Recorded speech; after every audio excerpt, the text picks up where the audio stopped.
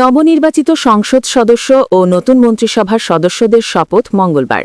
সাধারণত বঙ্গভবনের দরবার হলে অনুষ্ঠিত হয় মন্ত্রিসভার শপথ, আর সংসদ সদস্যরা শপথ নেন জাতীয় সংসদ ভবনের শপথকক্ষে। তবে প্রচলিত এই রীতি ভেঙে প্রথমবার মন্ত্রিসভার শপথ অনুষ্ঠান হচ্ছে জাতীয় সংসদ ভবনের দক্ষিণ প্লাজায়। রাষ্ট্রপতি শাহাবুদ্দিন বিকাল 4টায় বিএনপির চেয়ারম্যান তারেক রহমানের নেতৃত্বে গঠিত নতুন মন্ত্রিসভার সদস্যদের শপথবাক্য পাঠ করাবেন। এর আগে সকাল 10টায় একই জায়গায় ত্রয়োদশ জাতীয় সংসদ নির্বাচনে জয়ী সংসদ সদস্যরা শপথ নেবেন। প্রধান নির্বাচন কমিশনার এএমএম নাসির উদ্দিন তাদের শপথ পড়াবেন। প্রধান উপদেষ্টার মুখ্য সচিব ও মন্ত্রিপরিষদ সচিব এম সিরাজউদ্দিন মিয়া শপথ অনুষ্ঠান পরিচালনা করবেন। অনুষ্ঠানে সার্কভুক্ত দেশগুলোর পররাষ্ট্রমন্ত্রীদের আমন্ত্রণ জানিয়েছে অন্তর্বর্তী সরকার। ৩৮ থেকে ৪২ সদস্যের মন্ত্রিসভা গঠন হতে পারে বলে আভাস পাওয়া গেছে। জাতীয় সংসদ সচিবালয়ের সচিব কানিজ মওলা জানান, সকালে সংসদ সদস্যদের এবং বিকালে নতুন সরকারের মন্ত্রিসভার শপথ গ্রহণের আয়োজন করা হয়েছে দক্ষিণ প্লাজায়। অন্তর্বর্তী সরকার, সংসদ সচিবালয়, গণপূর্ত মন্ত্রণালয় সহ সংশ্লিষ্টরা এই আয়োজন সুন্দরভাবে সম্পন্ন করতে কাজ করে যাচ্ছে। রোববার অন্তর্বর্তী সরকারের আইন উপদেষ্টা আসিফ নজরুল সচিবালয়ে সাংবাদিকদের বলেন, শপথ অনুষ্ঠানে যোগদানের জন্য পররাষ্ট্র উপদেষ্টার দপ্তর থেকে সার্কভুক্ত দেশগুলোর পররাষ্ট্রমন্ত্রীদের আমন্ত্রণ জানানো হয়েছে। অন্তর্বর্তী সরকার কোনো দেশের রাষ্ট্র ও সরকার প্রধানকে আমন্ত্রণ জানায়নি। প্রথা ভেঙে সংসদ ভবনের দক্ষিণ প্লাজায় শপথ আয়োজনের বিষয়ে আইন উপদেষ্টা বলেন, এটা বিএনপির পছন্দনীয় স্থান। একাধিক কারণে জাতীয় সংসদের দক্ষিণ প্লাজা সরকারের কাছেও পছন্দের জায়গা। নবগঠিত সংসদ অন্যান্য সংসদের মতো নয়, এটি ব্যতিক্রমধর্মী একটি সংসদ। অনেক আত্মত্যাগ, রক্তপাত, বেদনাদায়ক ঘটনা ও রক্তস্নাতক গণ অভ্যুত্থানের মধ্য দিয়ে পাওয়া এই সংসদ। এই সংসদ প্রাঙ্গণে অনেক ঐতিহাসিক স্মৃতি রয়েছে। জুলাই ঘোষণা ও জুলাই সনদ ঘোষণা, এ দুটি বিষয় সংসদ ভবনের দক্ষিণ প্লাজা থেকে হয়েছে। এটা আমাদের অনেক আবেগের জায়গা। এখানে সাবেক প্রধানমন্ত্রী ও বিএনপি নেত্রী বেগম খালেদা জিয়ার জানাজা অনুষ্ঠিত হয়েছে। আমাদের সবার প্রিয় শহীদ শরীফ ওসমান বিন হাদির জানাজাও এখানে অনুষ্ঠিত হয়েছে। এটি অনেক স্মৃতি বিজড়িত স্থান। সবকিছু বিবেচনা করে বিএনপি প্রধানমন্ত্রী ও মন্ত্রিসভার শপথের জন্য এ স্থানটি পছন্দ করেছে এবং সরকার সেই অনুযায়ী আয়োজন করেছে। এদিকে মন্ত্রিপরিষদ বিভাগ ও সরকারি পরিবহন পুল মন্ত্রিসভার শপথ অনুষ্ঠানের আয়োজন নিয়ে ব্যস্ত সময় পার করছে। কম বেশি 1000 দেশি বিদেশি অতিথিকে অনুষ্ঠানে আমন্ত্রণ জানানো হচ্ছে। মন্ত্রিপরিষদ বিভাগ থেকে নতুন মন্ত্রিসভার সদস্যদের আমন্ত্রণ জানানো হবে। ইতোমধ্যে নির্বাচিত সব সংসদ সদস্যের ফোন নম্বর নির্বাচন কমিশন থেকে সংগ্রহ করেছে মন্ত্রিপরিষদ বিভাগ। জানা যায়, নতুন মন্ত্রীদের জন্য গাড়িতে ব্যবহারের জন্য মনোগ্রাম, গাড়ি চালক ও সিকিউরিটি টিম বাছাই করা হয়েছে। তৈরি করা হয়েছে শপথের জন্য নতুন ফোল্ডার।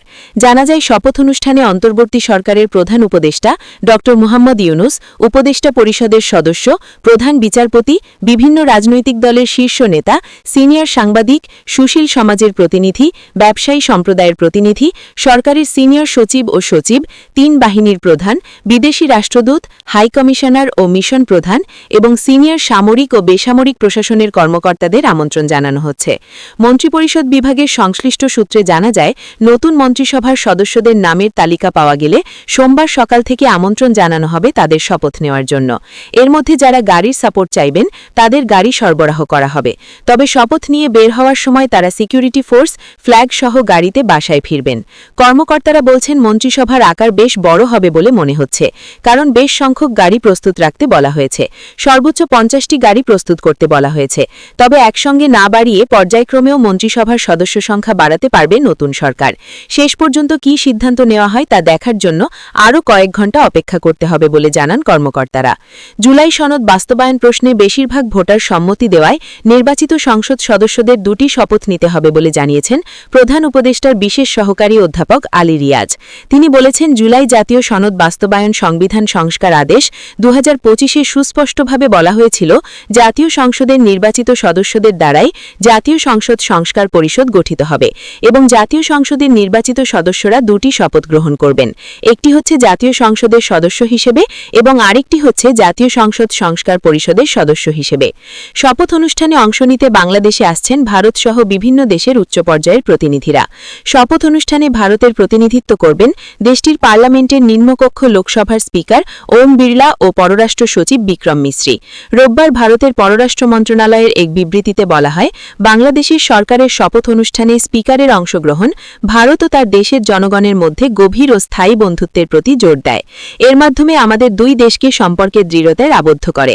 শপথ অনুষ্ঠানে অংশগ্রহণের মাধ্যমে বাংলাদেশের গণতান্ত্রিক মূল্যবোধের প্রতি ভারতের দৃঢ় অঙ্গীকারকে পুনর্ব্যক্ত করে। এতে আরও বলা হয়, ভারত ও বাংলাদেশ ইতিহাস, সংস্কৃতি ও পারস্পরিক শ্রদ্ধা দ্বারা ঐক্যবদ্ধ। প্রতিবেশী দেশ হিসেবে ভারত নির্বাচিত সরকারের উত্তরণে স্বাগত জানায়। এদিকে এনডিটিভি জানিয়েছে, আমন্ত্রণ পেলেও ভারতের প্রধানমন্ত্রী নরেন্দ্র মোদী ঢাকায় আসবেন না, কারণ আগেই ফ্রান্সের প্রেসিডেন্ট ইমানুয়েল ম্যাক্রোর সঙ্গে তার বৈঠকের শিডিউল রয়েছে। 16 থেকে 20 ফেব্রুয়ারি দিল্লি ও মুম্বাইয়ে ইন্ডিয়া এআই ইম্প্যাক্ট সামিট অনুষ্ঠিত হবে। এই সম্মেলনে ফ্রান্সের প্রেসিডেন্ট ইমানুয়েল ম্যাক্রন, ব্রাজিলের প্রেসিডেন্ট লুলা দা সিলভা, নেদারল্যান্ডসের প্রধানমন্ত্রী ডিক শাফ, সংযুক্ত আরব আমিরাতের যুবরাজ শেখ খালেদ বিন মোহাম্মদ বিন জায়েদ আল নাহিয়ান সহ 20টি দেশের শীর্ষ নেতারা অংশ নেবেন। এনডিটিভি আরও জানায়, বাংলাদেশের নতুন সরকারের এই শপথ অনুষ্ঠান ভূরাজনৈতিক দিক থেকে গুরুত্বপূর্ণ, কারণ বাংলাদেশের নতুন নেতা তারেক রহমান ভারত, পাকিস্তান, চীন সহ সব দেশের সঙ্গে সমান সম্পর্ক বজায় রাখার ইঙ্গিত দিয়েছেন। শুক্রবার মোদির সঙ্গে তারেক রহমান কথা বলেন। কূটনৈতিক সূত্রে জানা যায়, ভুটান, পাকিস্তান, সংযুক্ত আরব আমিরাতের উচ্চ পর্যায়ের প্রতিনিধিদের এই শপথ অনুষ্ঠানে অংশ নেওয়ার সম্ভাবনা আছে। তবে কারা আসছেন সে বিষয়ে এখনও নিশ্চিত হওয়া যায়নি। ডেস্ক রিপোর্ট, বাংলার গেজেট।